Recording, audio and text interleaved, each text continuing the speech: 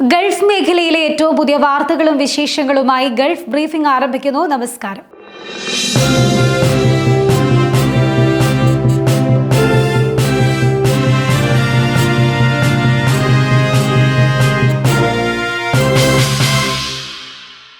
കുവൈത്തിൽ camping season ആരംഭിച്ചു. November 15 മുതൽ മാർച്ച് 15 വരെയാണ് മരുഭൂമിയിൽ ശൈത്യകാല സീസൺ. ക്യാമ്പിംഗ് സീസൺ ആവശ്യമായ നടപടികൾ സ്വീകരിച്ചതായി കുവൈത്ത് മുനിസിപ്പാലിറ്റിയും അറിയിച്ചു. മുനിസിപ്പാലിറ്റി നിർണയിച്ചു നൽകിയ മരുപ്രദേശങ്ങളിൽ മാത്രമാണ് ടെന്റുകൾ പണിയാൻ അനുമതിയുള്ളത്. സർക്കാർ ഏകീകൃത ആപ്ലിക്കേഷനായ സഹൽ വഴിയോ കുവൈത്ത് മുനിസിപ്പാലിറ്റിയുടെ ഔദ്യോഗിക വെബ്സൈറ്റ് വഴിയോ ആണ് ക്യാമ്പിംഗ് സൈറ്റുകൾക്ക് അപേക്ഷ സമർപ്പിക്കേണ്ടത്. പ്രതിരോധ മേഖലയിൽ ഉൾപ്പെടെ ഖത്തറും തുർക്കിയും വിവിധ കരാറുകളിൽ ഒപ്പുവെച്ചു. ഖത്തർ തുർക്കി സുപ്രീം സ്ട്രാറ്റജിക് കമ്മിറ്റി യോഗത്തിൽ പങ്കെടുക്കുന്നതിനാണ് അമീർ Sheikh Tamim bin Hamad Al ഥാനി തുർക്കിയിലെത്തിയത്. തുർക്കി പ്രസിഡന്റ് റജബ് ത്വായിബ് ഉർദുഗാനുമായി നടത്തിയ ചർച്ചയിൽ ഇരു രാജ്യങ്ങളും തമ്മിലുള്ള സൗഹൃദത്തിനൊപ്പം മേഖലയിലെ വിഷയങ്ങളും ചർച്ചയായി. സൗദി ദേശീയ ബാങ്കായ സാമ രാജ്യത്തെ വാലറ്റുകൾക്കുള്ള നിയമങ്ങളും ചട്ടങ്ങളും പുറത്തിറക്കി.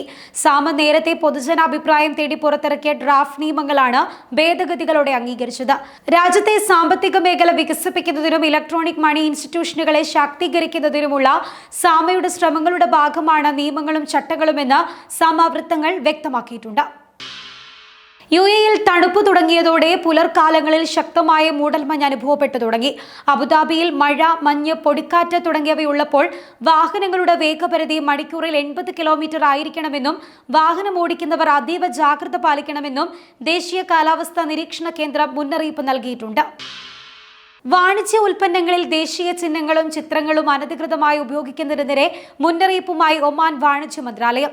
സാധുവായ ലൈസൻസ് ഇല്ലാതെ ഉൽപ്പന്നങ്ങൾ വിൽക്കുന്നുണ്ടോ എന്ന് കണ്ടെത്താനായി പരിശോധനയും കർശനമാക്കിയിട്ടുണ്ട്. ദേശീയ ദിനത്തോടനുബന്ധിച്ചാണ് വാണിജ്യ വ്യവസായ നിക്ഷേപ പ്രോത്സാഹന മന്ത്രാലയം സ്ഥാപനങ്ങളിൽ പരിശോധന കർശനമാക്കിയത്.